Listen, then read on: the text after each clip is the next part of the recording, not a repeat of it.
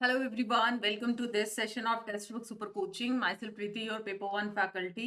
So आज की इस इम्पॉर्टेंट वीडियो में हम लोग डिस्कस करने वाले हैं पेपर वन के सिलेबस को आपने किस तरीके से कवर करना है, क्या सेफ स्कोर रहेगा फॉर अपकमिंग साइकिल या किसी भी साइकिल में आप लोग अपीयर करते हैं फॉर यूजीसी नेट। तो ऑब्वियसली टेंटेटिव आपका स्कोर आसपास ही रहता है, तो सेफ स्कोर उसका क्या है ताकि अभी से आप लोग टारगेट सेट करें या जो एग्जाम दे चुके हैं वो एस्पिरेंट अपने आप को यहाँ पर कंसिडरेशन में ले सकते हैं कि पेपर वन में अगर इतना स्कोर किया है देन उस केस के अंदर हम लोग सेफ हैं या फिर नहीं, और क्या क्या मिस्टेक्स आप लोगों को नहीं करनी और कितना पेपर वन के अंदर टाइम देना। ये 4 क्वेश्चंस हैं जो कि इस पर्टिकुलर वीडियो में हम लोग डिस्कस करेंगे। So before starting the session make sure आपने टेलीग्राम ग्रुप जरूर ज्वाइन कर लेना है फॉर इंपॉर्टेंट कम्युनिकेशन। एंड उसी के साथ साथ don't forget to like and share this video. कोई भी इस सेशन के आसपास कोई भी डाउट है आप लोगों का, आप कमेंट सेक्शन में बता सकते हैं। सबसे पहले हम लोग आते हैं इसके सिलेबस में। सिलेबस की अगर मैं बात करती हूँ, पेपर वन के अंदर आपके 50 क्वेश्चंस पूछे जाते हैं और हर क्वेश्चन आपके 2 मार्क्स का है। मींस आप लोगों का 100 मार्क्स का यहाँ पर क्या आ जाता है, बेसिकली पेपर आप बोल सकते हो पेपर वन जो कि पूछा जाता है। अब इस पेपर वन के अंदर आपके टोटल 10 यूनिट्स आती हैं और 10 यूनिट्स अपने आप में काफी डाइवर्स हैं। अलग अलग एरियाज आप इसका बोल सकते हो, जैसे टीचिंग एप्टीट्यूड है, रिसर्च है, कॉम्प्रिहेंशन है, कम्युनिकेशन, एलआर। ये एलआर आपका थोड़ा डिफरेंट टाइप का चला जाता है। अक्सर बच्चा सोचता है कि ये ना रीजनिंग आपका जो एसएससी या फिर बैंकिंग में पूछी जाती है वैसे वाली रीजनिंग है। वो मैथमेटिकल रीजनिंग आपका इस यूनिट में आता है। ठीक है, ये लॉजिकल रीजनिंग में आपके आते हैं आर्ग्यूमेंट्स क्या है, स्क्वायर ऑफ अपोजिशन क्या है, इंडियन लॉजिक का पार्ट डाला है, फिलोसफिकल जो स्कूल्स हैं, तो ये सारे कंपोनेंट है आपके एलआर में। तो ये यूनिट थोड़ा सा आपका उससे काफी डिफरेंस आ जाता है। इन 10 यूनिट को आप लोगों ने कैसे, सबसे पहला क्वेश्चन है कि किस तरीके से कवर करना है, तो उसके लिए आपको एक स्ट्रैटेजी बनानी है। सबसे पहले तो आपके पास हार्ड कॉपी होना चाहिए फॉर योर प्रिपरेशन।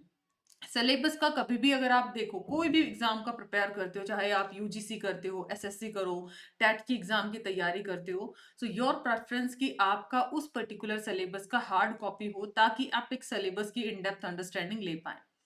अब इधर से दूसरा काम हर एग्जाम के लिए, पेपर वन पेपर टू के लिए, जो भी आपका पेपर टू है, 10 यूनिट में से आप खुद एनालाइज करेंगे कि मैम ये 5 यूनिट्स तो हमें बहुत अच्छे से आता है। मतलब हर बच्चे का कुछ ना कुछ तो आई गेस स्ट्रॉन्ग पोर्शन है, कुछ आपका वीक पोर्शन है। मान लिया अगर कोई कंप्यूटर साइंस का स्टूडेंट है, वो बोलेगा मैम आईसीटी तो बहुत अच्छे से कर लेंगे, रीडिंग कॉम्प्रिहेंशन भी बना लेंगे, मैथ्स उनका थोड़ा सा क्योंकि थोड़े टेक्निकलिटीज बैकग्राउंड से है तो मैथ्स और डीआई भी उनका ठीक ठाक बन जाता है। तो इधर बाकी यूनिट्स पे उसको ज्यादा फोकस करना है। एजुकेशन पेपर टू सब्जेक्ट है तो उसका teaching, research, communication, higher education काफी अच्छा मिलेगा।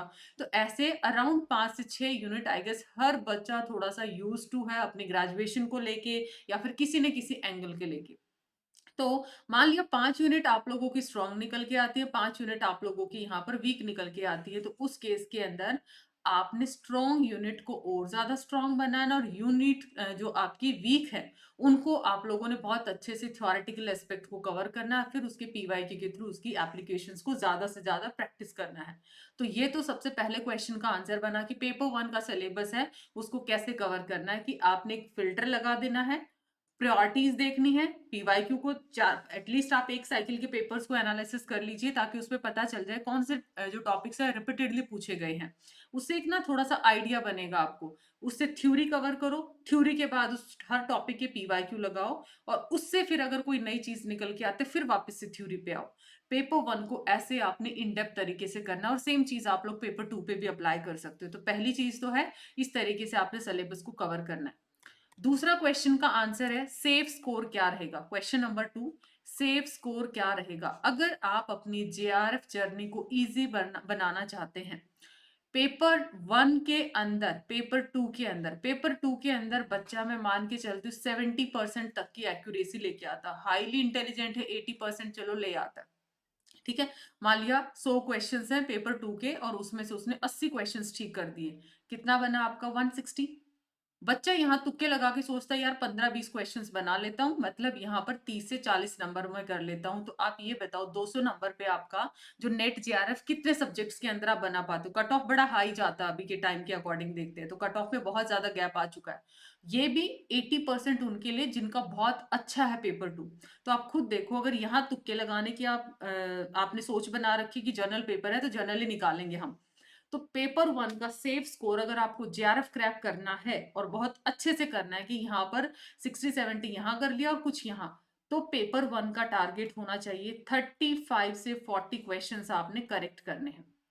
मतलब 35 तक तो आप मान के चलो, अगर इतना 40 तक का आप टारगेट दोगे ना खुद को, तब आप 35 यहाँ पर स्कोर कर पाते। और बहुत बार ऐसा हो जाता है कि आपका माइंड उस टाइम पे जो प्रेजेंस ऑफ माइंड अच्छे से काम नहीं करता है, बहुत सारे मिस्टेक्स हम कर जाते हैं, क्योंकि एट द मोमेंट क्लास के टाइम पे आपका माइंड डिफरेंट वर्क करता है, एग्जामिनेशन प्रेशर के अंदर एग्जाइटी है, थोड़ा सा टेंशन है, उस टाइम पे डिफरेंटली काफी बार जो चीज आपको आती है एकदम से ऐसे क्लीन बन जाते हो आप लोग जैसे कुछ आता ही नहीं उस टॉपिक में।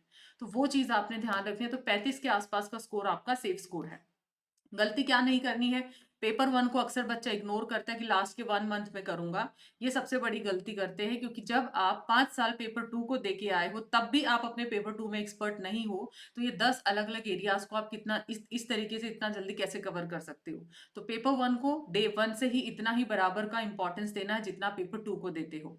और पेपर 1 को कितना टाइम देना है? पेपर 1 को आप कम से कम, ठीक है, कम से कम 2 to 3 आवर, ठीक है। अगर आपके पास, बाकी ये ना स्टूडेंट टू स्टूडेंट वेरी करेगा, किसी का कोई यूनिट अच्छा है वो डिपेंड करेगा, तो फिक्स टाइमिंग नहीं है। आप अपना कितना ग्रैब करते हो नॉलेज, कितने टाइम में करते हो, वो चीज अब आपको डिसीजन लेना है। तो पेपर 1 को 3-4 आवर्स आप लोगों ने देना है, वो आप डिवाइड कर लीजिए। सबसे अच्छा तरीका क्या है इसके लिए? पेपर 1 की मान लिया आपने वीक आपका यूनिट था जो, ठीक है, वो यूनिट आपने पिक कर लिया, तो पेपर 2 का थोड़ा ना इंटरेस्टिंग यूनिट पिक करो उस टाइम पे, ताकि इधर बोर अगर आप होते हो तो डेफिनेटली इधर आपका इंटरेस्ट बने।